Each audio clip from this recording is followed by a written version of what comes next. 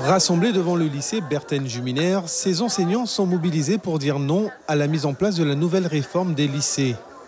Alors, ce qui nous embête dans la nouvelle réforme du lycée, c'est le fait que les élèves vont devoir choisir beaucoup plus tôt leur orientation. Ils vont donc se fermer des portes dès la seconde sur l'orientation qu'ils vont avoir après le bac et prétexter une réforme pour en fait supprimer des postes et faire qu'il y ait moins d'enseignants devant les élèves.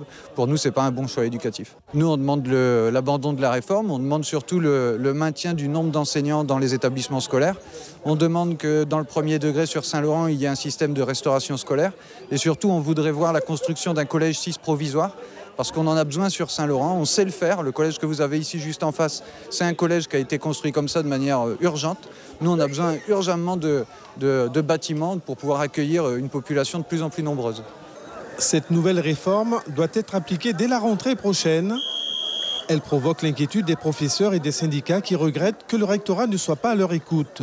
Ce qui m'inquiète vraiment, c'est l'avenir et des classes surchargées, avec des enseignants qui ne sont pas formés, avec de moins en moins de profs, de moins en moins d'heures. Donc finalement, des élèves qui ont une formation qui est au rabais. Notre inquiétude, c'est qu'on innove, on met en place des dispositifs pour les élèves en difficulté. Et avec les baisses de moyens, on va être obligé d'arrêter ces dispositifs qui marchent. Donc ce qu'on regrette, c'est que le rectorat ne vienne pas nous voir pour voir ce qui marche et essayer de nous appuyer plutôt que de nous enlever les moyens. Moi, je représente le lycée professionnel et nos enfants, on a...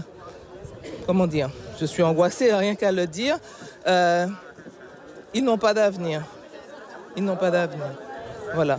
Donc ici dans l'Ouest notamment, on a beaucoup d'enfants qui sont dirigés vers les lycées professionnels. Et comment vont-ils pouvoir continuer à faire les études qu'ils ont choisies quand on les bloque ? Au milieu de matinée, ils étaient une soixantaine regroupant collèges et lycées devant la sous-préfecture. Pour l'heure, aucune rencontre n'a eu lieu avec les autorités compétentes. Suivez l'info sur Guyana Première, télé, radio et Internet.